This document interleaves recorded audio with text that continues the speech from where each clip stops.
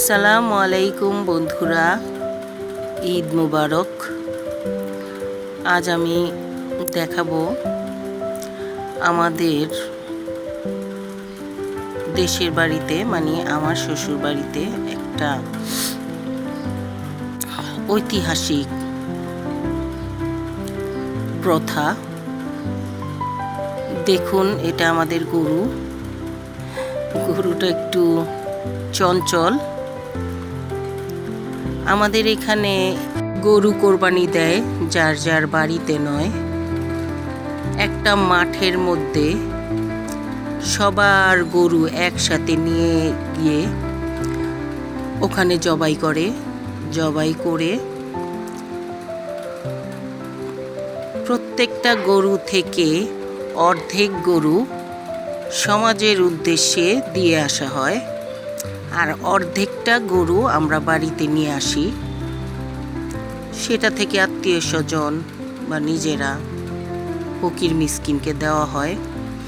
আর যে অর্ধেকটা সমাজে দিয়ে আসা হলো, এই যে সমাজে দিয়ে গেছে, রানের থেকে মানে লম্বালম্বিভাবে উপরের রান আর নিচের রান সোজাসুজিভাবে একটা আমাদের দিয়ে দেয়, আর সোজাসুজিভাবে অর্ধেকটা গরু তারা রেখে দেয়। সবাই এরকম করে দিয়ে যায়। তারপরে গ্রামে যতগুলো মানুষ আছে, গরিব দুঃখী, যারা কোরবানি দিতে পারে না, সবাই যেন এই কোরবানির মাংস থেকে বঞ্চিত না হয়। প্রত্যেকটা পরিবারই পায়, এমনকি যারা কোরবানি দেয় তারা সহ সেই মাংসের অংশ পায়। তো এই প্রথাটা আপনাদের কেমন লেগেছে জানি না, তবে আমাদের এখানে বহু বছর আগে থেকেই এটা প্রচলন। তারা এইভাবেই করে আসছে কোরবানি। তো আপনাদের এইভাবে কোরবানি